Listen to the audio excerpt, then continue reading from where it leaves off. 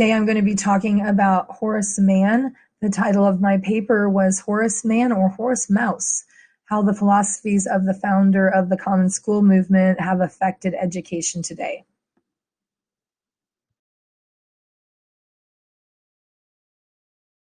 On Horace Mann, he was born in 1796, about 20 years after the nation's founding, and about 8 years after the Constitution was ratified. So the concept of equal rights, which was a founding principle of the new nation, was heavy on Mann's mind. He believed in equal rights. He thought that everyone should be allowed to have an opportunity to receive an education.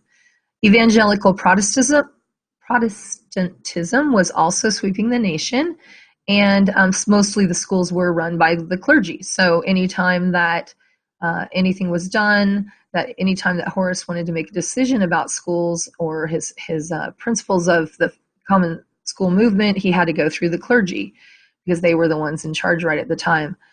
Society at the time was becoming more urbanized. It had been largely rural, and by the mid-1800s, it had changed to sections of it being largely industrial. He appears on the scene as the first Secretary of Education for the state of Massachusetts. Previously, he had been involved in politics, but he became the first Secretary of Education for the state of Massachusetts, and he advocated a common education for all people. Also at the time, Andrew Jackson's politics, advocating for the common man, coincide with Mann's theories. Now, as Jackson arose from the common man, you would think that this would be someone with whom Mann would have similar ideas. But Jackson's ideas of the common man were that it didn't matter if you were educated, it just mattered that you were a person and you had the right to do whatever job that you wanted to do. Mann firmly believed that men needed to be educated in order to become productive citizens in a democratic society. So he and others developed the Whig Party, which would be in opposition to Jackson's belief and would advocate for a common education for all men.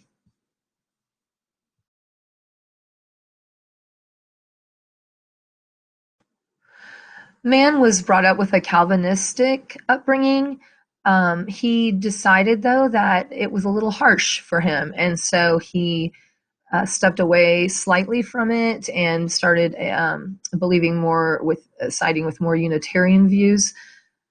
The Calvinistic approach was harsher towards children, and he did not feel that children were evil and felt that they needed to be dealt with a little more softly than what a Calvinist would believe. Calvinists believed that discipline was the center of everything. So Mann believed that children should be able to experiment and be a little more less disciplined in life. So he firmly believed, however, that the Protestant work ethic should be the moral foundation for the common school system. He thought that hard work and morals should be derived from the Protestant work ethic, so that he pushed for that. He held that the future of the nation depended on having educated citizens. He believed that a democratic society could only be as good as its citizens were informed. So he really expected them to be educated. He was in politics. He was a Secretary of State in Massachusetts. He was a state senator and a state representative. He ran for governor but lost. They were a key factor in his life, but he did not believe schools should take any kind of political stance. He did want a well-rounded curriculum in schools. He didn't want just math, reading, and writing. He wanted geography and health and physical education, science. So he wanted the students to get a well-rounded education, and he believed that children learned by doing. So he wanted them to be up and doing hands-on things.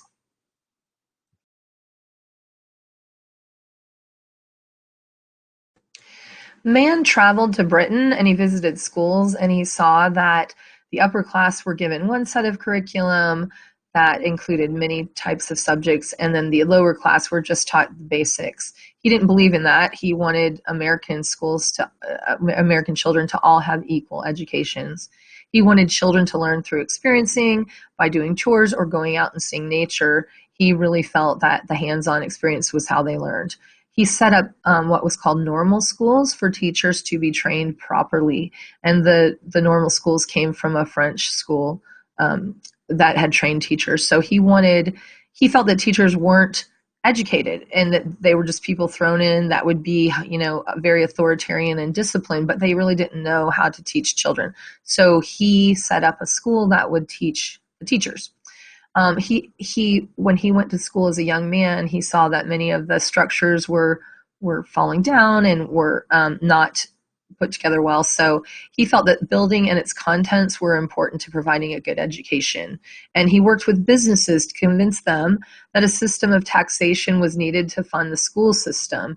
The businesses thought that the money was theirs because it was their profits and they earned it, so they did not want to be taxed to provide an education for someone else. However, he convinced them that by educating people to be more productive, that they would have more productive work environments.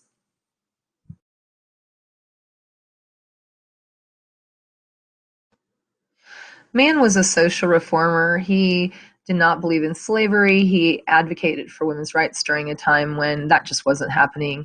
So he was very progressive and ahead of his time. He served as a lawyer for individuals who were caught hiding slaves and had to go to court.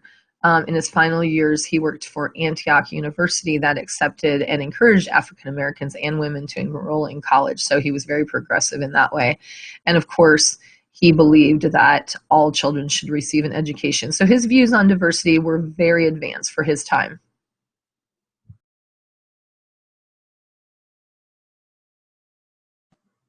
Opponents to Mann's theories were the Jacksonian Democrats, who didn't really believe in a common education.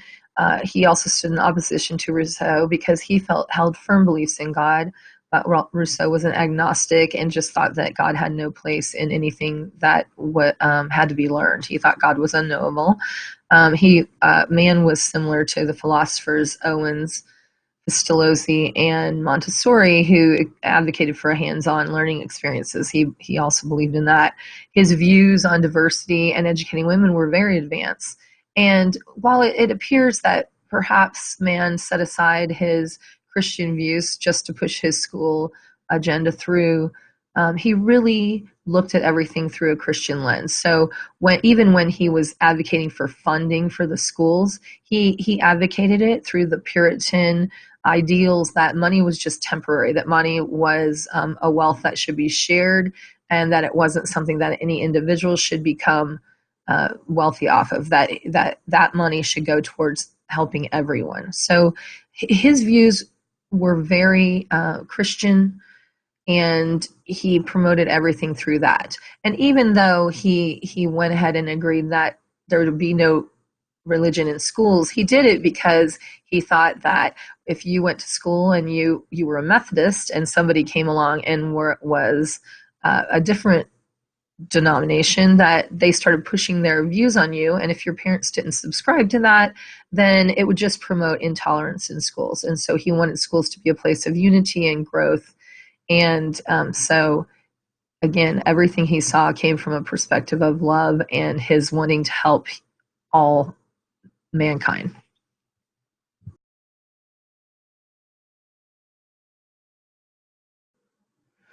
Mann's theories still hold sway today. Today we have school choice vouchers where religious schools are competing for money from the public sector, or they could be, and other schools that want a chunk of the money so that they can promote their own philosophies and agendas. The problem is that this competes with his theories of a common school for all. So if the government starts giving money to religious schools or other schools, then that concept might be swept under the rug, because now you don't have a common education for all. You have differing educations for all. So that could be helpful in some ways, and it could be harmful in others. So we just have to be very careful when we're making those kinds of decisions. Mann, again, totally believed that the common school bred tolerance. So we go to school and we all try to get along, and hopefully that happens most of the time, but it breeds tolerance, or we can teach tolerance for other people and their beliefs, no matter what those beliefs are. So Mann, he didn't set aside his convictions. He incorporated them as a basis for all he did. and he showed love to the lower classes just through his ideas of having a common system for all, from his ideas of abolition and his ideas that women should be educated. So Galatians 3:28 champions that there is neither Jew nor Greek, there is neither slave nor free, there is no male and female, for you are all one in Christ Jesus. And I really believe that Mann felt that way and promoted that as a way to get his agendas across. So I thank you for listening to me today, and I hope you learned something about Horace Mann.